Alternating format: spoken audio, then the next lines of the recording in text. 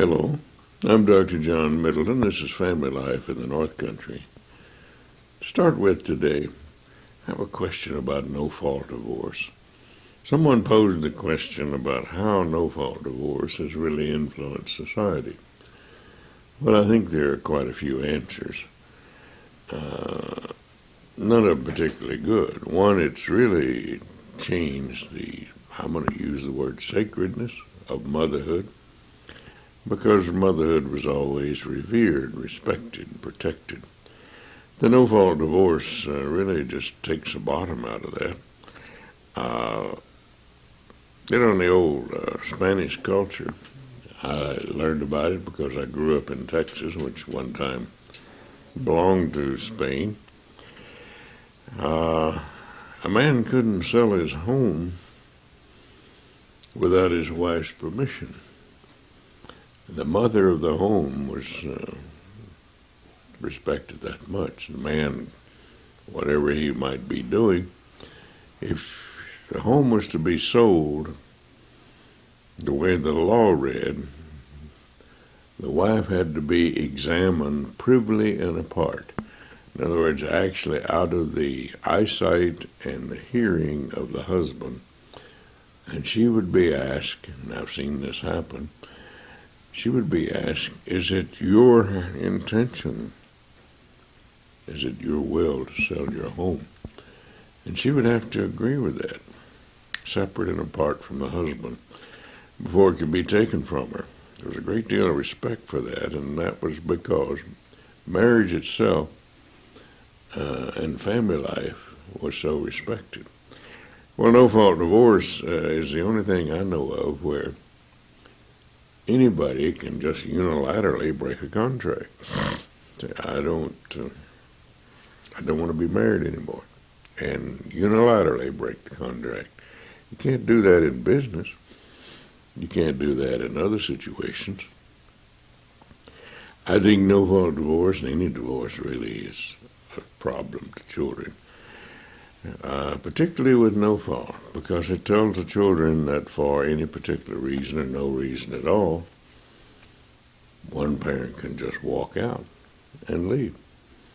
Or sometimes the circumstance is force the other parent out.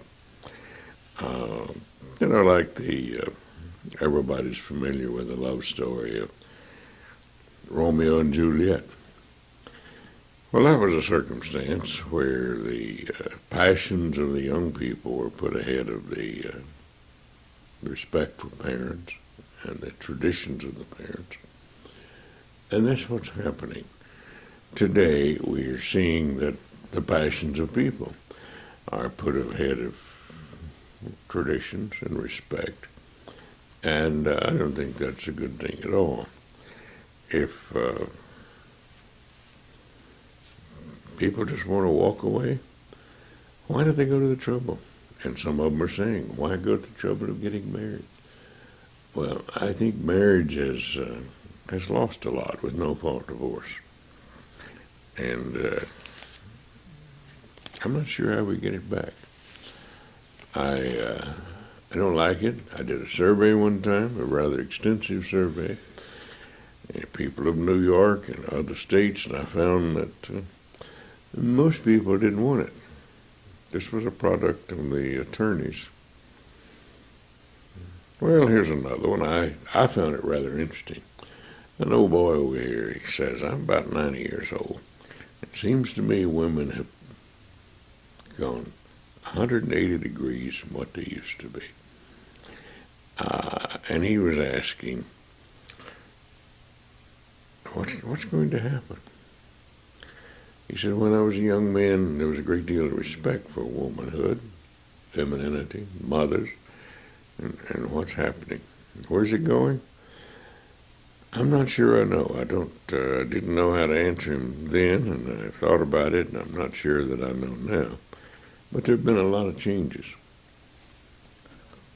I told him, well, since you're 90, you've probably seen most of the changes that have come about in society, most of the dramatic ones. You were born before the Roaring '20s. You were a youngster in the Roaring '20s, the flapper age, when women first kicked off, in a sense, the long skirts, and you went to the short skirts, dancing, dating became something that people did in the 1920s. In the 1930s, man lived through the Great Depression. In the 1930s, families pulled together. Unemployment was quite high, dramatically high compared to today, because in those days, usually only one person in the family worked. The father worked. And so when unemployment rate hit 28% in some places, or even more, it meant 20% of the households didn't have a wage earner. And that was quite different from today. In the 1940s, well, 1940s, we had World War II. We had dramatic changes in what women were doing. Rosie the Riveter, so to speak. We had women who left the homes and went into factories and the war plants and did a very good job, helped win the war. Because in effect, we were fighting wars on both fronts. We were fighting in the Pacific and in Europe as well. Not only Europe, but even Africa. The 1940s were very dramatic in changing women. The 1950s, that was the baby boom years. Women, in a sense, went back home, but the focus was on the family. The movies show that sort of thing. Ozzie and Harriet, and Father Knows Best, things like that. The 1960s, though, was a time of education. Women started really going into the education field to get their own education, much more dramatically than they'd ever done before. And even to the extent, and it's still going, that I understand now that there are more women enrolled in colleges than there are men. The 1970s brought in the right to abortion, whatever that is.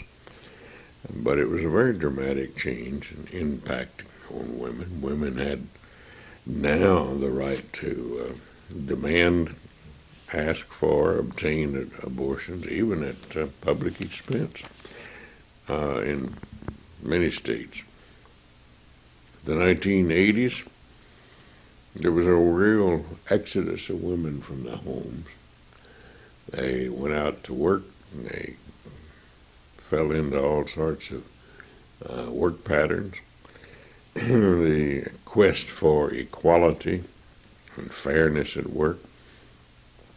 I think the 1990s, we had the real industry of child care centers growing and developing, institutionalizing, if you will, child care. In other words, to make that one of the dramatic changes and events that people would expect. People go to work, and sometimes the employer would be expected to provide some kind of child care and day care. In the 2000s, we've had a pattern of same-sex unions, and so far really emphasis on political correctness. So this old guy who was 90 years old saying, what's going to happen next? How have things changed? Well, they've changed very dramatically. I wish I knew the future. It'd be like knowing the results of a horse race before it's run. I've been trying to influence the future for many years, but many, many things have changed. Here's another one. It's come up several times in conversations of late. People have asked and commented and talked about, what do you think is going to happen as a result of the Massachusetts court rulings about same-sex marriages? And most of the people who comment about it are not in favor of it. But I've even read recently that 40% of all adoptions in Massachusetts are now going to same-sex couples. And I think Massachusetts it's going nuts. I ask my legislators, Assemblyman and Senator, what would happen if you got an edict from a court and you disobeyed the court? Like Massachusetts, the Massachusetts Supreme Court made a ruling that the Massachusetts legislature had to arrive at a law in Massachusetts that would allow marriages last May the 17th. And by what authority does that happen? I asked my legislators, what would happen if you didn't obey the court? If you just said simply the court is not empowered to tell the legislature what to do. The legislature is the one, as we all have learned, it makes the laws. The court says whether or not the law is constitutional or not. And the courts are getting away with it. Nobody's really challenging these courts. They've gone way away from the basic pattern of what courts are supposed to do. It seems to me they've gone really wild. And I'd like to see some changes made in that, because it impacts in a lot of different areas, not just same-sex marriages, but a lot of other things too. Here's another one I read about and hear talked about quite often in some circles, not others, but about affirmative action.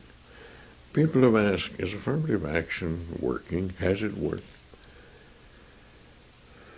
Well, I think probably the world's foremost authority in this subject is Dr. Thomas Sowell, and he has recently published a book on it, Affirmative Action All Over the World. But I've been following his writings for about 3 decades, and Sowell's interesting. He says, no, it's not working. He said the desegregated school pattern didn't work, isn't working. And Dr. Sowell is a black man. And he was in the military before there was integration. He went to schools when Brown court ruling was made. He was around when the 1964 civil rights legislation, and he has carefully studied all of these issues for many years. He wrote a book called The Myth of Minorities, in which he just really clearly delineated some of the problems that people have, and most of the time people have an attitude that doesn't really represent the facts. Dr. Sowell is of the opinion that he is a senior fellow at the Hoover Institute, a specialist in economics. He's of the opinion that the Negro was making progress long before civil rights. He says the progress didn't speed up.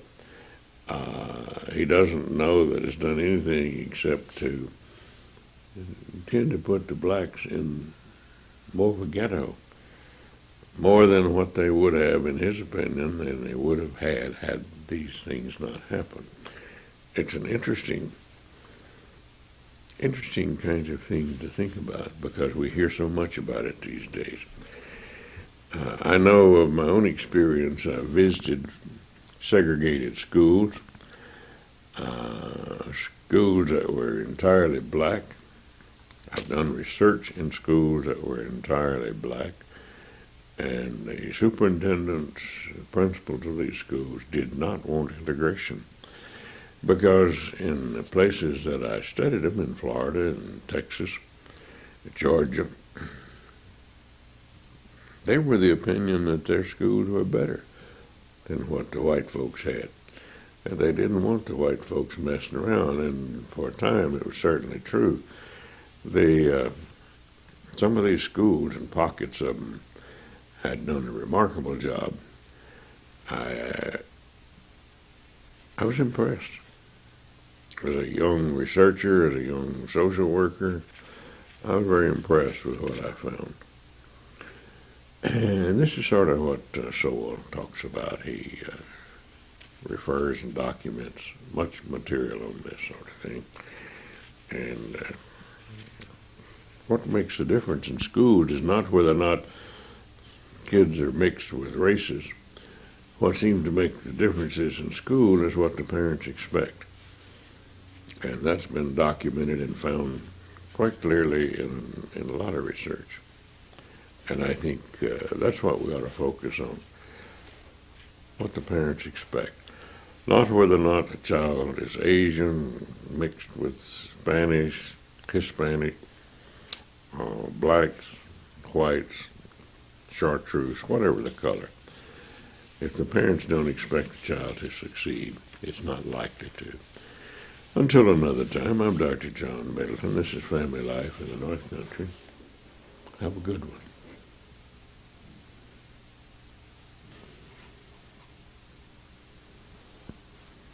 Hello, I'm Dr. John Middleton. This is Family Life in the North Country. Start with today sort of a contemporary topic kicking around. People talk about this decapitation, beheading of Mr. Berg over in Iraq. And what do I think of it? I think it's terrible. But I also think it's terrible for it to have been put on the media to show that. Beheading was a very common thing, as everybody remembers. The guillotines of France, thousands were beheaded. And they beheaded people with the slightest provocation, it seems. But most people were incensed over the beheading. But you know, I look at that and I happen to see it at the same time. Print up what the Supreme Court was dealing with in a very recent case, happening at the same time actually. Trying to figure out if it's wrong for a child to have its brain sucked out and killed. I fail to see the question. Why would that be something that anybody had to pose a question about? Why is it wrong? Is it wrong? Is it legal? People get concerned about the beheading, and that's terrible. That's terrible. But they don't seem to be concerned about a child who, for all practical purposes, is already born, is alive. And I'm talking about 9 justices of the Supreme Court, a hearing to determine whether or not that's legal. Now, there's something really wrong with that picture. I don't put it together. And I'm well aware that I may have a prejudice in that line, but I guess all of us who are living should have a prejudice in that line. Our mothers didn't abort us. And when will we quit allowing these courts to legislate? That's strange, isn't it? Beheading, bad as it is. But is it because it's on this side of the ocean that we can make it legal for all practical purposes for a newborn to be beheaded, to be decapitated? Same thing. We suck the brains out. Well, so much for that at the moment. Here's another one. I heard something recently that made me think of when I first came to Plattsburgh. People talk about instincts, and I believed in instincts, and I was made fun of. I found that some of the college students would listen to my lectures, and I didn't try to preach instincts. I just said they probably were present. But they would listen to my lectures and then go talk to some other prof, who some of them apparently made fun of it. But I think the evidence is crystal clear. But if we substitute the word instinct and substitute for it and put in pre-program, that's quite acceptable. That people are pre-programmed to do certain things. That you don't have to teach a baby to learn, it's going to learn. You can't keep it from learning. It's pre-programmed to learn. That even old John B. Watson, way back in the 1913, 14, 15, back in those years, thought that there were instinctive patterns about babies reacting to fear, things like that.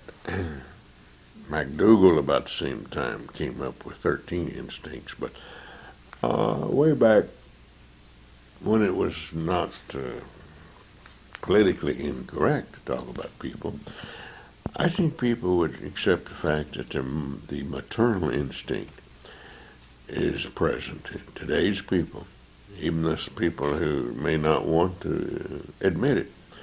Here's what people see. We see a mother who's getting near term, they tend to act the same way.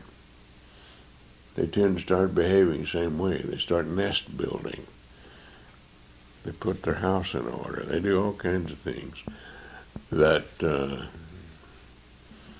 they're driven to do what's going to be required of them, to do what's necessary for the benefit of the child. You know, I saw something one time.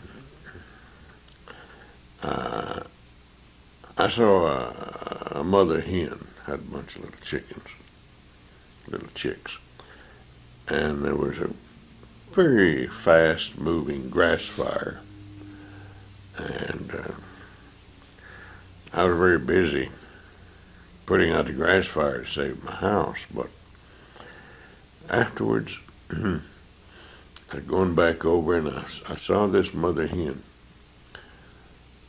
She was sitting there, ashes all around her. Feathers were burned on the outside. She was sitting there, and the mother hen was dead.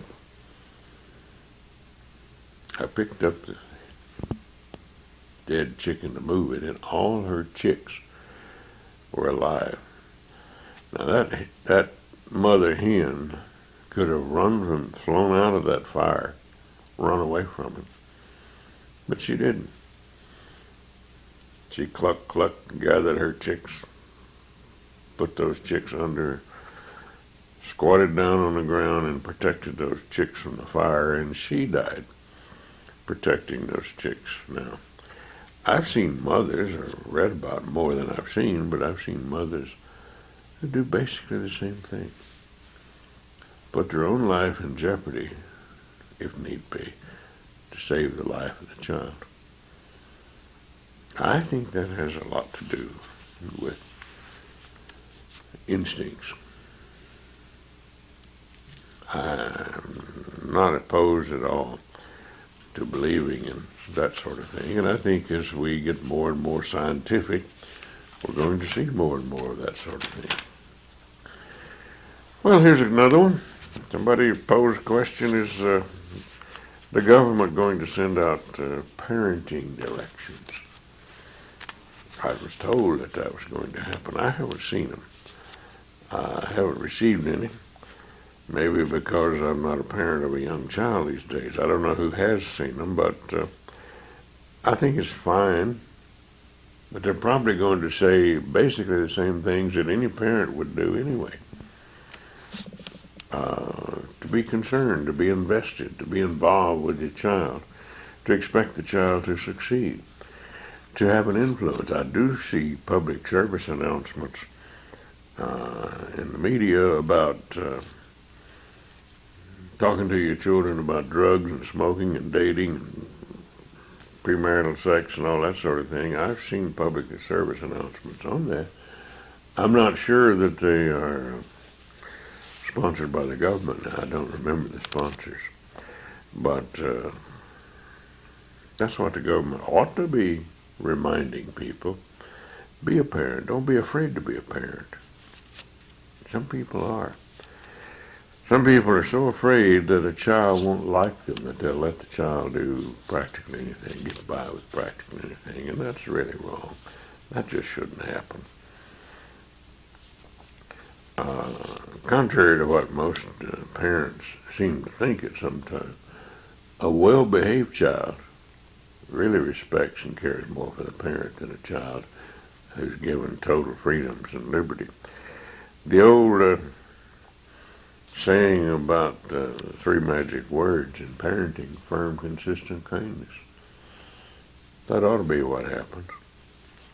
Parents should be firm, that is, set the boundaries, set the limits. The child should know what the limits are. Consistency, the limits stay intact, and kindness. Leave out any one of those three and you have a problem. And if the government was to say something, I think it would be, that would be the message it should send out. Same thing in schools, at work, any place. Firm, consistent kindness. That's how we get along. We get along as a boss or supervisor or employee. That's what we expect. Here's one. I was talking about church the other day and religion to people, and somebody said, well, how important is it for a parent to take a child to church? And my answer is very important, but I think it's important for both parents to go.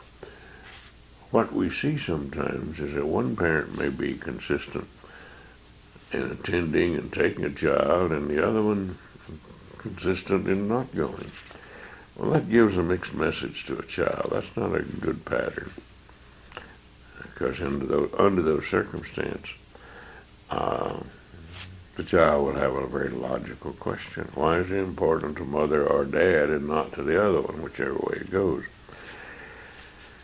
But just like in some other things, some parents are perhaps afraid to let a child know that they believe in something. It's kind of sad. A parent ought to be able to share a belief system, share with a child and to the whole family what's important, what that parent stands for, and what that parent will tolerate. I find that some people are opposed to saying they don't tolerate certain things. Well, if they can't find something they won't tolerate, they probably are willing to tolerate anything. And people who are willing to tolerate anything obviously don't stand for anything.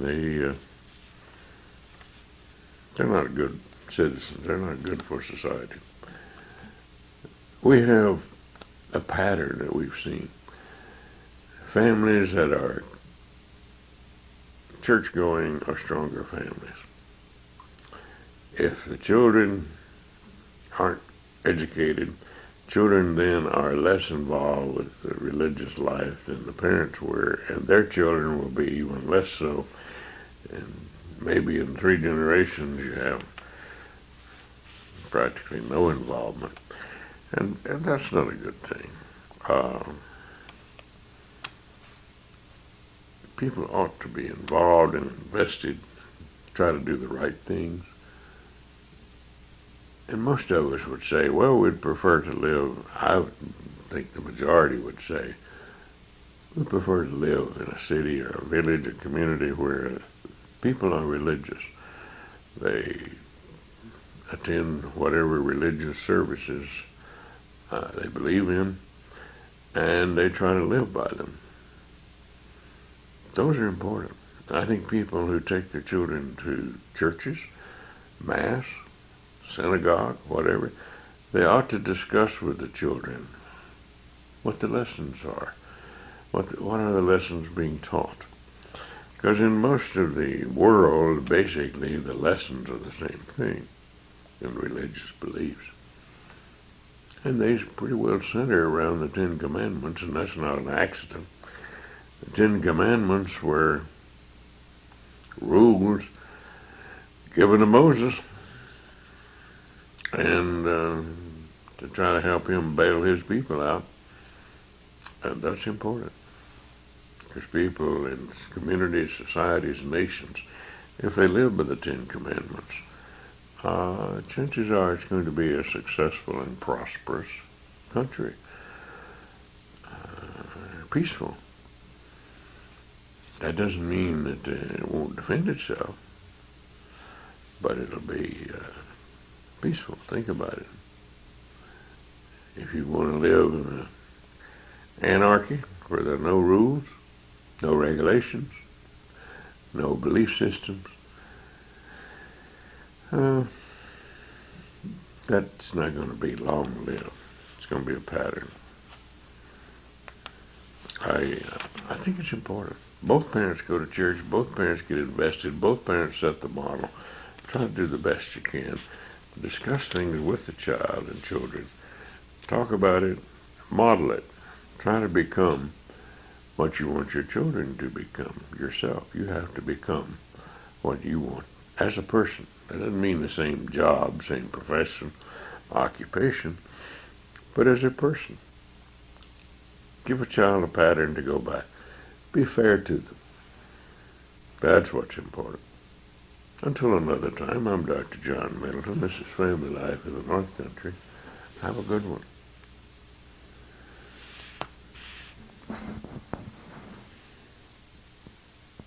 Hello, I'm Dr. John Middleton. This is Family Life in the North Country. Have a serious situation to start with today. I run across this sort of thing, and from time to time, even though I'm retired these days, people still pose questions and kind of let me know that,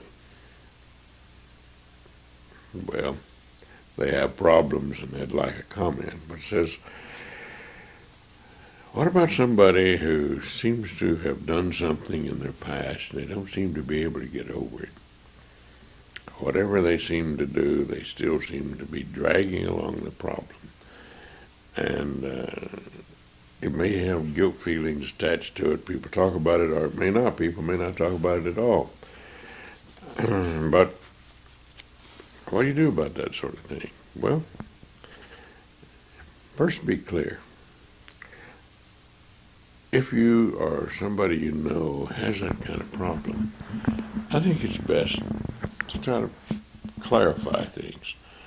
Was what you feel guilty about, if that's what it was, or ashamed, was it really wrong? I've run across a lot of people who felt guilty and ashamed about things that in and of themselves weren't wrong.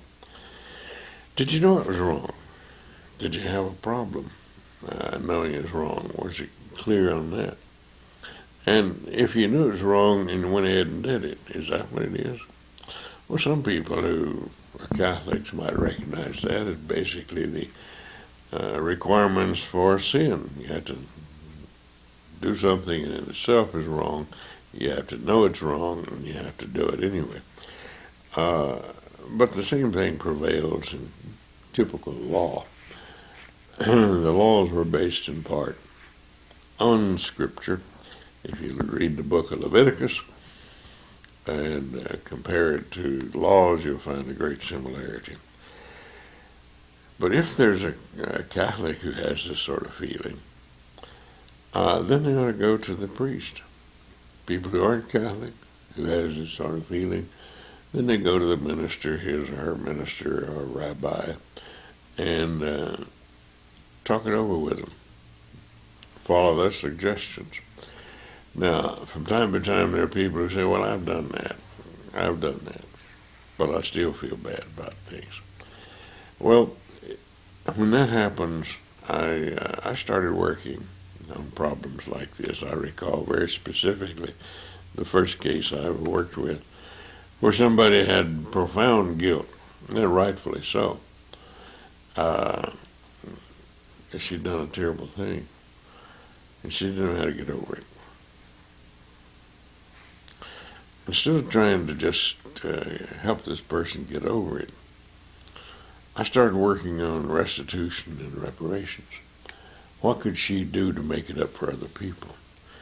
And that seems to be really a big boost in helping people get over problems like that. You know, there are all kinds of problems out there, like that people can feel guilty over, say, premarital sex, or abortion, or killing somebody, or thinking they did, or doing something or not doing something that led to somebody else's death, stealing something, cheating, adultery. All kinds of problems can fall into this category, and people can feel profoundly guilty, or just have a nagging guilt, and even years later they talk about it. If people would try to make restitution, it's a good thing. Some of you may be familiar with the 12 steps of Alcoholics Anonymous. Well, one of the steps is to make up to others those whom you've wronged, to try to pay back the people you've wronged. Well, it's also important in that in one of those steps to do that, and it's logical in anybody who's not an alcoholic, not to try to go to someone and apologize or seek forgiveness if in doing so you cause that person more problems. For example, let's say that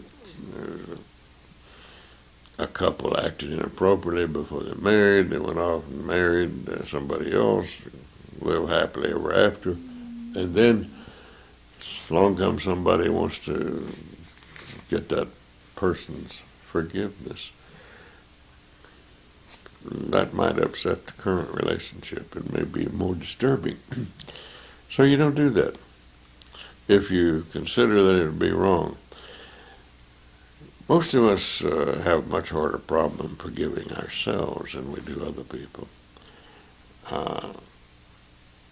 But it seems to work.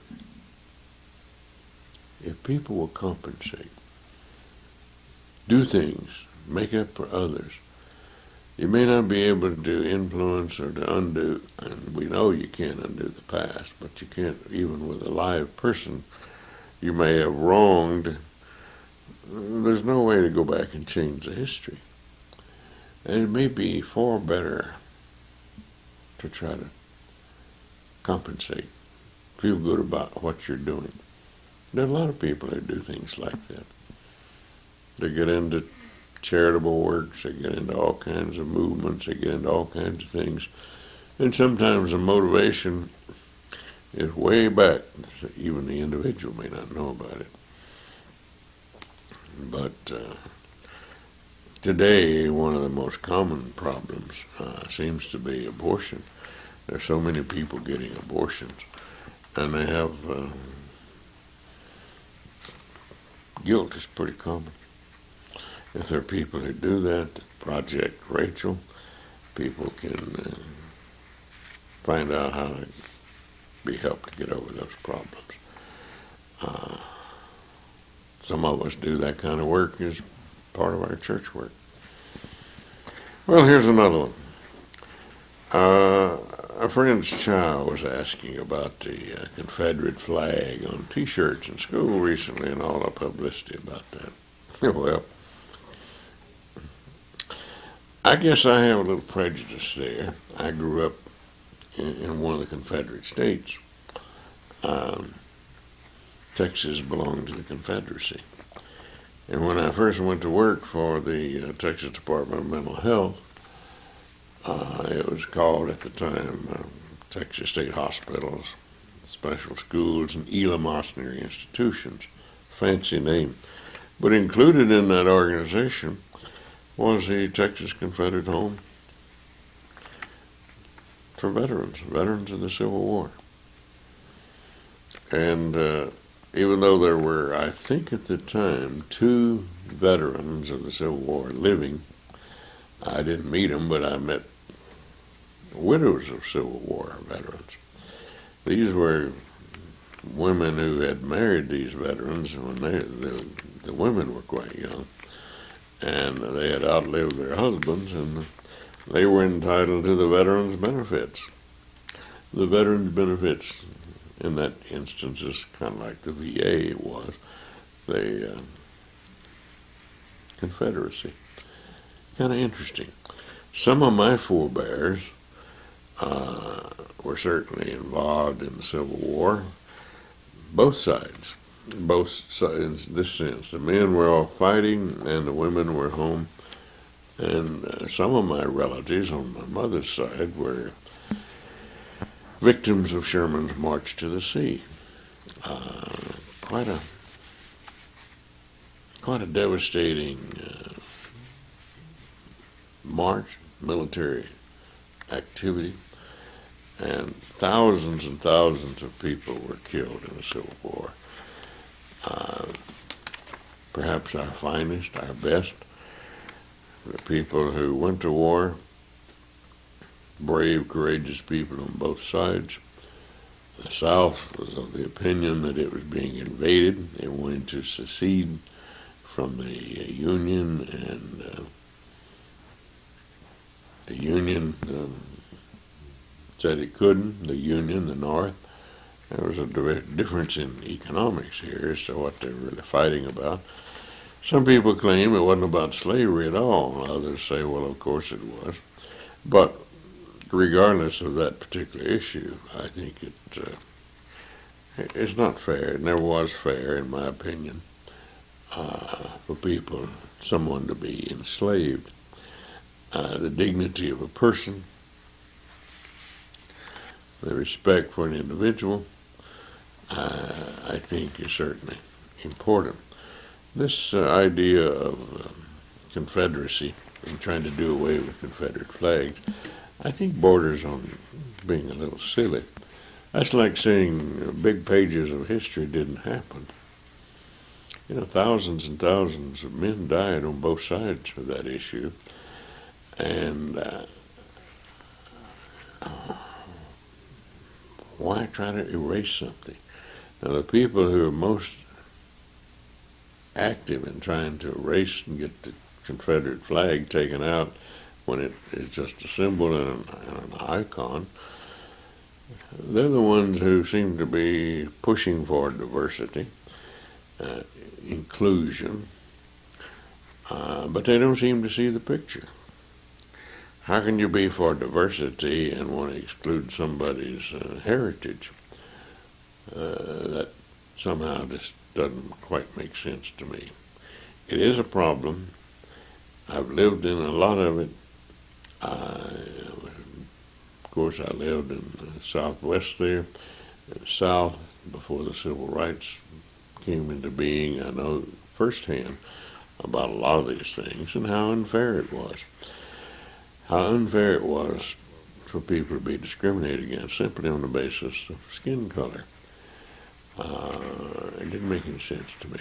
Didn't when I was a child. Doesn't now. I thought it was so ironic. When I moved to the North Country, took a job up here at Plattsburgh State, I bought a home, and guess where I lived? I lived on what's called, on the county maps at the time, Nigger Hill Road. It wasn't Negro, it was Nigger. Nigger. And Nigger Hill Road, I found out later, because the time I moved up here, you weren't supposed to say nigger. I found out it was named that because it was an escape route to Canada, part of the Underground Railroad. And if you want to know where Nigger Hill Road is, it's West Church Street in West Shazy. It was renamed. But I think the Civil War existed. Those of you who've been to a big theme park, Six Flags over Texas, Confederate flag was one of those flags. It was history. We don't have to make to do about that. Well, here's another one. Says you said if you want somebody to like you, get them to do something for you. How does that work? Well, we tend to follow what we invest in. If we start working for something or somebody, we tend to start liking what we're doing. We become interested in the outcome. We become interested in how successful we are in whatever we're trying to do. That's logical. And it tends to work. I didn't originate that, but I've watched it, I've used it, it happens. And it also there's also a tendency on the other side. If you are the recipient of aid or help from somebody, it's easy to build up resentment. Because when somebody helps any one of us, in a way it's saying to us we're inadequate or we are not, well, whole person, we're not independent, we are dependent. And so it's a problem, always a problem, how to give graciously without imposing a feeling of insufficiency, inadequacy, inferiority on the person you're helping. And by the same token, how can you be a gracious receiver? When you need help, you ought to be able to receive it without resenting the people who give it. But it's a common problem that people will jump up and resent the people who are trying to be helpful. It's something that I've observed and tried to teach social work students, things like that, people like that, how to overcome. Here is another one posed quickly. He says, have I ever seen a child in a family try to become the parent? Talk about small child. Yes. And that's kind of a hard job. I've seen young children try to become parents, and sometimes the parents have asked the child to help, particularly the eldest child. The eldest child in the family even has what's called an eldest child syndrome. Often will try to do that and get involved and be the substitute parent when one parent leaves, dies, is an alcoholic, just abandons the family, whatever. The eldest child syndrome. Sometimes these children do that, do it very successfully, make a good substitute parent because the other parent may have to go out and earn a living. So they take care of their younger siblings, brothers and sisters. Sometimes this causes that child to pay a big price. You know, for a small child to try to become a parent is kind of tense. It's rather stressful. I've seen children overstressed because of that. And